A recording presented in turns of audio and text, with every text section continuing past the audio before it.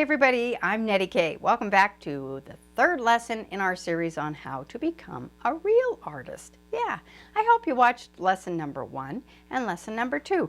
Our first lesson was on the importance of overlapping objects in order to create a three-dimensional illusion on a two-dimensional surface. If you don't overlap, I'm going to reiterate, if you don't overlap, everything looks flat and on one plane and it just doesn't look professional.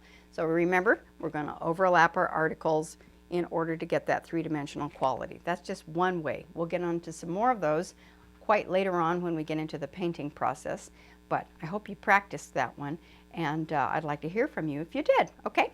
On top of that, number 2, we learned that we have symbols in our mind, such as a little sunshine in the corner of the paper, and a little house and a little tree, and we have certain symbols that we tend to draw that we have to get past in order to see what we're looking at and then translate that into an actual painting or drawing. If you'll recall, we had this little tree plant that we were looking at, and we were drawing that very, very simply onto the pad of paper behind me.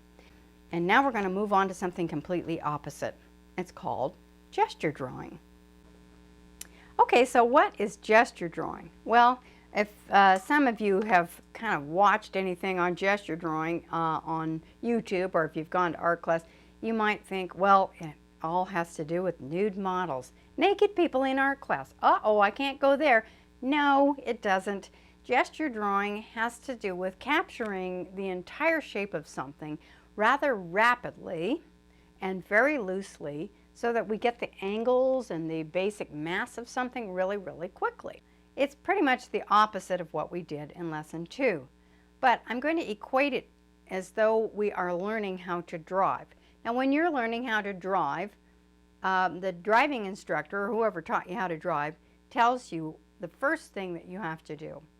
Keep your eyes on the steering wheel. No, not the steering wheel. Keep your eyes on the rear view mirror. No, not the rear view mirror. Where do we keep our eyes? We keep our eyes on the road, right?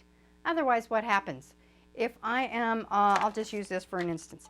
If this is my steering wheel and I'm looking at my steering wheel and I have no idea what's happening around me, my car is going to go right off into the ditch. If I stare into the rear view mirror and not glance, glancing is the word here, if I am not just glancing and then coming back and glancing and coming back, I'm going to go off the road too. I'm going to end up in the ditch or crashing into something. This is why, on top of it, the worst thing you can do in driving is look at your stupid phone, okay?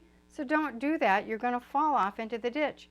You're not going to look at your phone while you're drawing either, are you? Unless you're looking at an image you're working on. Okay, but you know, you want to stay focused. So what are we focusing on? Are we focusing on our canvas or a piece of paper? No, we're not.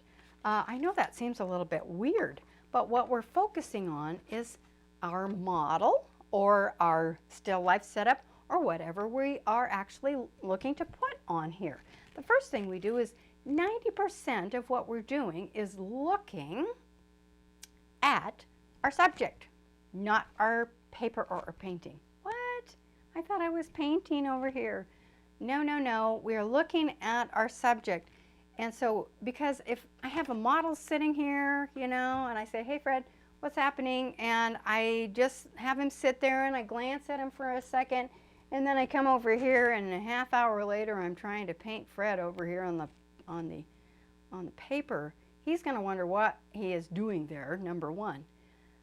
And it's not going to look anything like him, all right? So what I have to do is I have to look at my model or whatever I'm drawing. I might even use a photo, which I'm going to do today, more than I look at my paper. I know that's crazy, but it's true. Okay, that's how we learn to drive our artistic brain from the three-dimensional to the two-dimensional. If I don't know what's happening in the three-dimensional, I certainly can't translate it into the two-dimensional.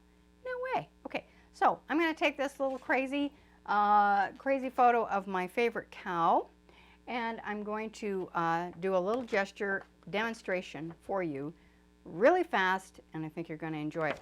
Now, Don't be discouraged if your gesture drawings look like 4-year-old scribbly scrabbly and don't even look like anything for the first 50 drawings. But if you keep doing it, I guarantee you, you are going to get much better at all of your art. It's just part of exercising that whole brain in your artistic world. Okay. Okay, I'm now going to do a gesture of this little cow on my photo, and I'm going to go as fast as I can and see just how far I can get in a very short period of time. All right, so we're going to just scribble scrabble and get to it. Watch this. I'm going to begin up here at the top of my picture, and I'm going to make an observation. Here's the top of her head, and then here is the shape of her little face, a little bit like this, and we have a little bit of a squarish nose and then something that comes out like this. And then I'm going to put this part of her face like this. And of course you're not talking in the middle of it, you're actually focusing on looking and glancing, looking and glancing. And then I know the back of the cow comes up like this, above the head. I made that note, and so I know that. And here's this kind of the spine of the cow, and then I'm making this observation. She has a huge belly. She was actually pregnant, so getting ready to give birth. So that's a big mama cow. And then I bring the legs down, and I just kind of say, all right, where is this? This leg comes out like this, and then within just a few millimeters or two on the photo, the other leg begins to come through, and this one comes at this thing. So I'm making observations on the angle. I'm not really conscious of my angles. There's an extra leg in there that I didn't notice before. And then I'm going to come across and say, oh, that's about the width of that leg. And here is the overall, the little bib that comes down below the nose. And there's this kind of a shape right like that. And then I'll bring this leg actually comes straight. If I make a mistake, I just go over the charcoal and I make a correction there.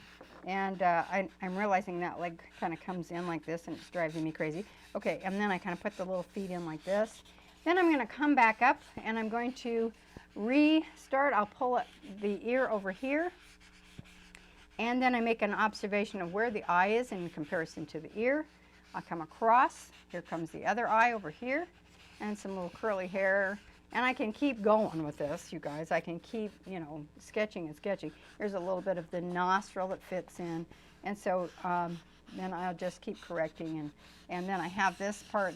I can gesture the tonal changes. Here is the shadow. So I know where that shadow fits in right there. There's another shadow that comes into the leg right here. And so I come back in and I'll re-gesture over the top of that. I know this seems really crazy, you guys. Now I got to find this knee, and it comes down, and here's this other foot. And so I have pretty much the whole cow onto my large piece of paper or canvas. And so I know kind of how it fits and where I need to make adjustments when I go to paint it. Well, what's the point of all of this, everyone? It's a matter of learning to capture the bigger picture, and then we can move into greater and greater detail as we go forward. You can choose the amount of detail you want to put into something, but it's really a good idea to be able to capture the whole big thing before you get into the tiny things. I remember Helen Van Wyck used to say, don't paint the fleas on a dog before you paint the dog. Yeah, well, that makes sense. And then another quote was, you start with a broom and you end with a needle. You don't start with a needle in your tiny little drawings and hope to get anywhere. What I don't want to see is I don't want an outline of everything, and then you're outlining each little patch of color that you're going to do and filling it all in. That's like creating a paint by number for yourself.